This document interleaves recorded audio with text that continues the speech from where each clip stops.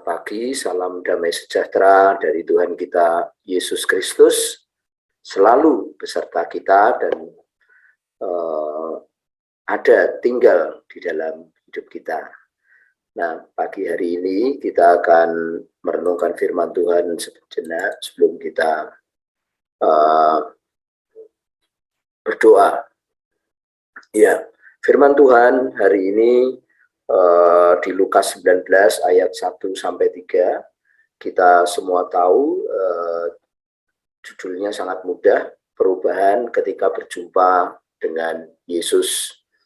Perubahan ketika berjumpa dengan Yesus. Mari kita baca firman Tuhan di Lukas 19 ayat 1-3. Yesus masuk ke kota Yeriko dan berjalan terus melintasi kota itu. Di situ ada seorang bernama Sakeus, kepala pemungut cukai, dan ia seorang yang kaya. Ia berusaha untuk melihat orang apakah Yesus itu.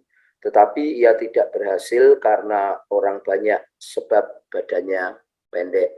Bapak, Ibu, Saudara yang saya kasihi, saya selalu mengatakan kepada murid orang yang saya PA-kan bahwa pemuridan itu mahal harganya. Tidak semua orang bisa dimuridkan. Butuh komitmen yang besar. Sebab pemuridan itu sangat mahal. Ya, saudara ya. Bukan hanya waktu yang dikorbankan, saudaraku, yang ditaruhkan ya. Tetapi seluruh hidup itu harus bisa diserahkan, bahkan sepertinya kepada pembimbing kita, sepertinya kepada orang yang memuridkan kepada kita, sampai terjadinya perubahan, Bapak Ibu Saudara ya. Kalau kita tidak punya komitmen terhadap pembimbing kita, pemurid kita, kita yang dimuridkan tidak akan pernah terjadi perubahan. Ya, saudaraku, perubahan itu dibawa oleh pemurid kita, pembimbing kita, dan kadangkala orang yang dimuridkan itu dia tidak suka, saudara, dengan perubahan. Saya suatu kali, saudara, dimuridkan, ya saudara ya, dan waktu itu pembimbing saya menegur saya karena kamar saya mencerminkan saya bukan murid Kristus. Di situ lebih banyak fotonya, misalkan Freddie Mercury waktu itu ya, saudara ya, Queen. Kaset-kaset saya lebih banyak, tidak ada sedikit pun kaset saya itu kaset rohani, kasetnya Faris RM semua, Iwan Fals, ya saudara ya, Queen gitu. Nah, rupanya saya ditegur, wah kamarmu perlu lahir baru, kamarmu perlu bertobat. Nah, saya tersinggung, saudara. Saya tersinggung, saya marah, ya saudara ya. Dan pembimbing saya itu mentelateni apa itu ya, dia terus berusaha itu supaya saya ini cinta Tuhan. Ya, dia berdoa supaya Tuhan itu memberikan kepada saya hati yang cinta kepada Tuhan. Ya, sampai akhirnya saya memahami, ya, hati saya itu cinta Tuhan, kamar saya lahir baru, kamar saya berubah, saudara, ya, bersih, ya saudara ya, kamar saya tertata rapi gitu ya, karena Roh Kudus di sana. Nah, itu contoh. Nah, saudara, kita belajar tentang pemuridan ini, saudara, perjumpaan terhadap Tuhan Yesus itu akan terjadi, saudara, jika kita ini benar-benar berubah. Nah, orang kalau tidak dimuridkan itu bisa menjadi beban bagi gereja, ya saudara ya. Saya mencatat ada banyak hal, tetapi di sini yang pokok-pokok. Yang kedua, menciptakan konflik, bisa menciptakan konflik dalam gereja, berpotensi menciptakan konflik dalam gereja. Orang kalau tidak dimuridkan, ya saudara. Yang ketiga, apatis dalam pelayanan. Ya, ada pelayanan apa, dia tidak terangsang saja, tidak, saudara, tetapi dia apatis, ya, tidak mau gitu ya.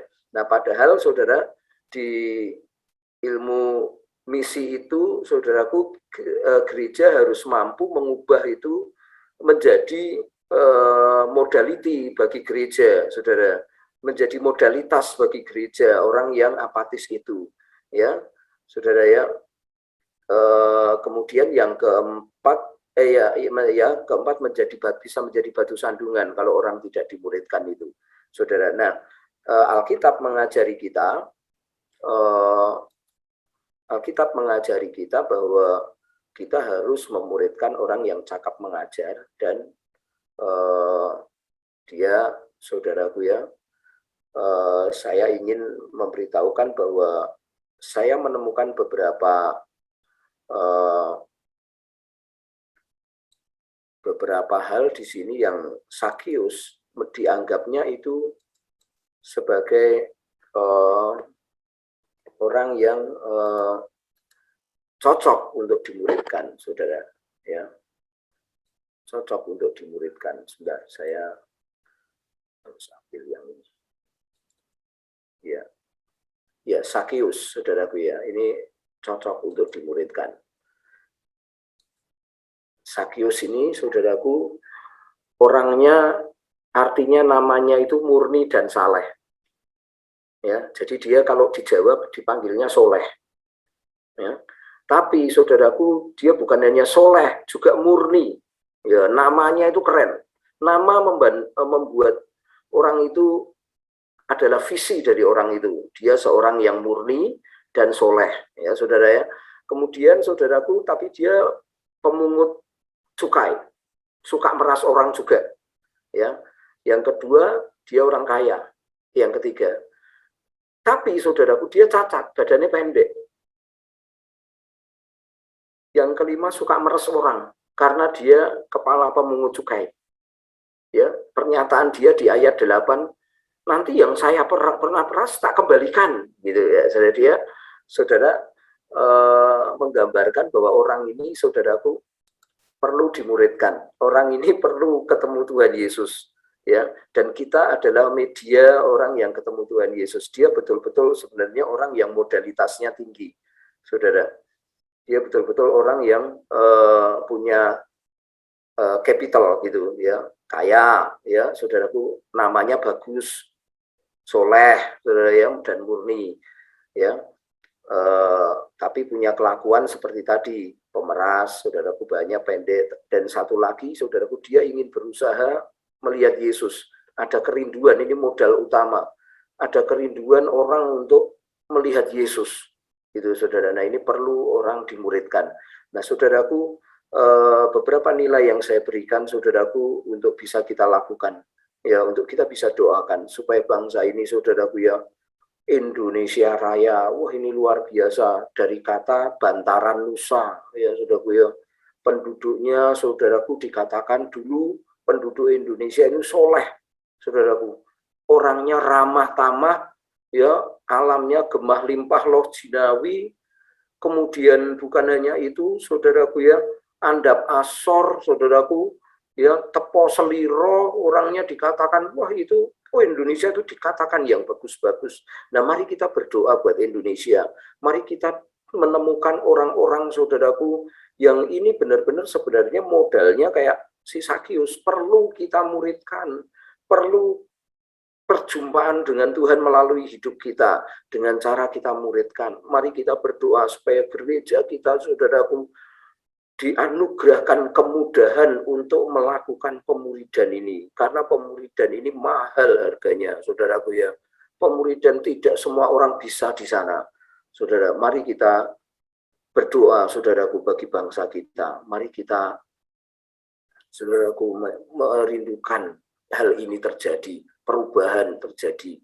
Ya, orang yang murni saleh betul-betul jadi murni dan saleh karena perjumpaan dengan Tuhan. Mari Bapak Ibu Saudara kita berdoa.